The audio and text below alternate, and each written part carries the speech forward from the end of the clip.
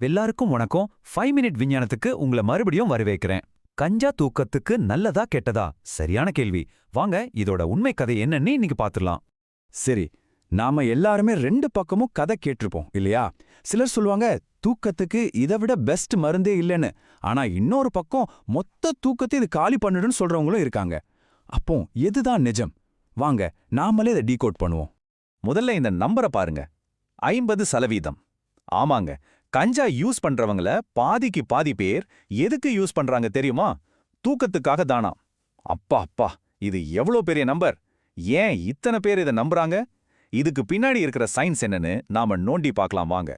Okay, நம்மளோட இன்வெஸ்டிகேஷன்ல முதல் பாட்டுக்கு வந்தாச்சு. முதல்ல நல்ல விஷயங்கள்ல இருந்து ஆரம்பிக்கலாம். அதாவது கஞ்சா ஏன் தூக்கத்துக்கு இவ்ளோ ஃபேமஸா இருக்குன்னு பார்ப்போம். இந்த ஸ்லைட்ல இருக்கிற வார்த்தை ஸ்லீப் ஆன்செட் லேட்டன்சின்னு கொஞ்சம் டெக்னிக்கலா தெரியலாம். ஆனா மேட்டர் ரொம்ப சிம்பிள். நாம பெட்ல படுத்ததுக்கு அப்புறம் தூங்கி போறதுக்கு எவ்வளோ நேரம் ஆகுது, அதுதான் இது. டிஹெச்சியோட ஒரு சூப்பரான நிரூபிக்கப்பட்ட பெனிஃபிட் என்னன்னா, அது இந்த டைமை குறைக்குது. அதாவது நம்மள சீக்கிரமா தூங்க வைக்குது. அப்போ யாருக்கெல்லாம் இதனால நன்மை கிடைக்குது? ரிசர்ச் என்ன சொல்லுதுன்னா, குறிப்பா சில கண்டிஷன்ஸ்ல இருக்கிறவங்களுக்கு இது உண்மையிலேயே ஹெல்ப் பண்ணுதான். இன்சோம்னியா, அதாவது தூக்கமின்மையால கஷ்டப்படுறவங்க சீக்கிரமா தூங்கவும் இன்னும் கொஞ்சம் அதிக நேரம் தூங்கவும் இது உதவுது. அதே மாதிரி டிப்ரெஷன் இல்லனா பிடிஎஸ்டி மாதிரி பிரச்சனைகள் இருக்கிறவங்களுக்கு இது ஒரு நல்ல தூக்கத்தை கொடுத்து அவங்களோட டே டு டே லைஃபை கொஞ்சம் பெட்டர் ஆக்குது. சரி, இப்போ கஞ்சாவோட ரெண்டு மெயின் ஹீரோக்களை பார்ப்போம்.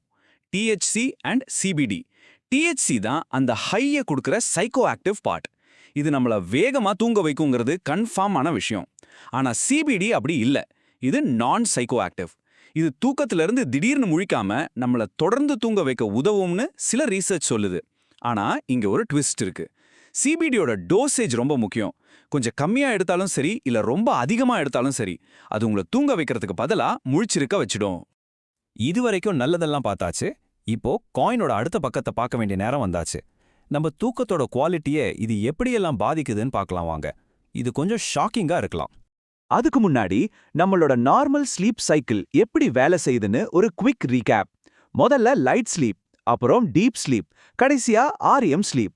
இந்த ஆர்எம் ஸ்டேஜ்ல தான் நம்ம கனவு காண்போம். நம்ம மூளை சரியா ஃபங்க்ஷன் ஆக இந்த 3 ஸ்டேஜும் ரொம்ப ரொம்ப முக்கியம். இப்போ விஷயத்துக்கு வருவோம். டிஹெச்சி என்ன பண்ணுது தெரியுமா? அது நம்மளோட ஆர்எம் தூக்கத்து மேல ஒரு பெரிய பாஸ் பட்டனை அழுத்துது. அவ்வளோதான். அது ஆர்எம் ஸ்டேஜுக்கு போறதை தாமதப்படுத்துறது மட்டும் இல்லாம மொத்தமா நமக்கு கிடைக்கிற ஆர்எம் தூக்கத்தோட அளவையும் பயங்கரமா குறைச்சிடுது. ரெம் தூக்கம் போனா என்ன ஆகும்? நிறைய பேர் சொல்றத நீங்க கேட்டிருப்பீங்க, வீட் யூஸ் பண்ணா கனவே வராதுன்னு. அதுக்கு இதுதான் காரணம். கனவு வராதது ஒரு பக்கம் இருக்கட்டும், நம்ம மெமரி, புதுசா கத்துக்கிற திறன், இது எல்லாமே அடி வாங்கும். அது மட்டும் இல்லாம காலையில எழும்போதும் ஒரு மாதிரி டல்லா சோம்பேறித்தனமா ஃபீல் பண்றதுக்கும் நாள் முழுக்க ஒருவித பதட்டமா இருக்கிறதுக்கும் இது ஒரு முக்கியமான காரணம். சரி, இது ஒரு நாள் ராத்திரி கதை. ஆனா இது ரெகுலரா யூஸ் பண்ண ஆரம்பிச்சா என்ன ஆகும்? அது ஒரு பெரிய ட்ராப் மாதிரி. அது என்னன்னு பாப்போம். நீங்க எப்பவாச்சும் இதை யூஸ் பண்றத நிறுத்தினதும் ரொம்ப பயங்கரமான விசித்திரமான கனவுகள் வந்திருக்கா? அதுக்கு பேரு தான் ஆர்எம் ரீபவுண்ட். உங்க உடம்பு இவ்வளோ நாளா மிஸ் பண்ணின ஆர்எம் தூக்கத்தை திரும்ப எடுக்க முயற்சி பண்ணுது. இதுவே ஒரு ப்ரூஃப் உங்க உடம்பு ஆர்எம் தூக்கத்துக்காக எவ்வளோ ஏங்கிக்கிட்டு இருந்துச்சுன்னு. இதை விடுறதுல இருக்கிற பெரிய சிக்கலே இதுதான். நீங்க யூஸ் பண்றத நிறுத்தினதும் உங்க தூக்கம் முன்னாடி இருந்ததை விட இன்னும் மோசமாயிடும். இதுக்கு பேரு ரீபவுண்ட் இன்சோம்னியா. பாருங்க, தூக்கமின்மைக்காக ஆரம்பிச்ச ஒரு பழக்கம் கடைசியில அதே தூக்கமின்மையை இன்னும் மோசமாக்கி நம்மள ஒரு தீராத சுழற்சிக்குள்ள தள்ளிடுது. இந்த சார்ட்டை பாருங்க. ஒரு பெரிய ஸ்டடியில என்ன சொல்றாங்கன்னா, டெய்லி யூசர்ஸ்க்கு யூஸ் பண்ணாதவங்களை கம்பேர் பண்ணும்போது இன்சோம்னியா வரதுக்கான ரிஸ்க் 2 மடங்கு அதிகமாம். Double the risk. இன்னொரு ஷாக்கிங் டேட்டா. ரெகுலரா யூஸ் பண்றவங்க ஹெல்தியான 7லிருந்து 9 மணி நேர தூக்கத்தை மிஸ் பண்றாங்க. அவங்கள 64% பேர் 6 மணி நேரத்துக்கும் கம்மியா தூங்குறாங்க. அதே சமயம் 76% பேர் 9 மணி நேரத்துக்கும் அதிகமா தூங்குறாங்களாம். இந்த 2 எக்ஸ்ட்ரீமுமே ஹார்ட் அட்டாக், ஸ்ட்ரோக் மாதிரி பெரிய ஹெல்த் ப்ராப்ளம்ஸோட ரிஸ்கை அதிகப்படுத்துது. சரி, இவ்வளவு விஷயங்கள் பார்த்தாச்சு. பாசிட்டிவ், நெகட்டிவ் ரெண்டையும் அலசி ஆராய்ஞ்சாச்சு. அப்போ ஃபைனல் டேக்அவே என்ன? வாங்க முடிவுக்கு வருவோம். இந்த சயின்ஸ் எல்லாத்துக்கும் நடுவுல ஒரு ரியல் லைஃப் எக்ஸ்பீரியன்ஸையும் பார்ப்போம்.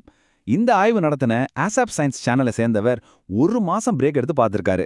அவர் சொல்றாரு, நான் 100% உறுதியா சொல்றேன், இவ்வளவு நாள் இல்லாத அளவுக்கு இப்போதான் நல்ல ரெஸ்ட் எடுத்த மாதிரி ஃபீல் பண்றேன்னு. இதுவே பெரிய விஷயம் இல்லையா? அப்போ நம்மளோட ஃபைனல் தீர்ப்பு என்ன? சுருக்கமா சொல்லணும்னா, ஒரே ஒரு நாள் ராத்திரி தூங்குறதுக்கு இது ஹெல்ப் பண்ணலாம். ஆனா தொடர்ந்து யூஸ் பண்ண ஆரம்பிச்சிங்கன்னா உங்க தூக்கத்தோட குவாலிட்டி, குறிப்பா அந்த ஆர்எம் ஸ்டேஜ் ரொம்ப சீக்கிரமே டேமேஜ் ஆகிடும். சிபிடி ஒரு நல்ல ஆப்ஷனா தெரியுது, ஆனா அத பத்தின ரிசர்ச் இன்னும் ரொம்ப ஆரம்ப கட்டத்துல தான் இருக்கு. அதனால ரெகுலரா யூஸ் பண்றதுக்கு பதிலா ரொம்ப கவனமா மைண்ட்ஃபுல்லா யூஸ் பண்றது தான் பெஸ்ட் அப்ரோச்சா தெரியுது. கடைசியா உங்ககிட்ட ஒரு கேள்வி. சீக்கிரமா தூங்கிடலாங்கிறதுக்காக ஒரு நல்ல ரெஸ்ட்ஃபுல்லான முழு நைட்டு தூக்கத்தை இழக்க நீங்க தயாரா? யோசிச்சு பதில் சொல்லுங்க. ஓகே, இந்த விளக்கம் உங்களுக்கு பிடிச்சிருந்தா உடனே அந்த லைக் பட்டனை தட்டுங்க, ஃப்ரெண்ட்ஸ்க்கு ஷேர் பண்ணுங்க. இன்னும் நிறைய விஷயங்கள் தெரிஞ்சுக்க சப்ஸ்கிரைப் பண்ணுங்க. உங்க கருத்துக்களை மறக்காம கீழே கமெண்ட்ல சொல்லுங்க.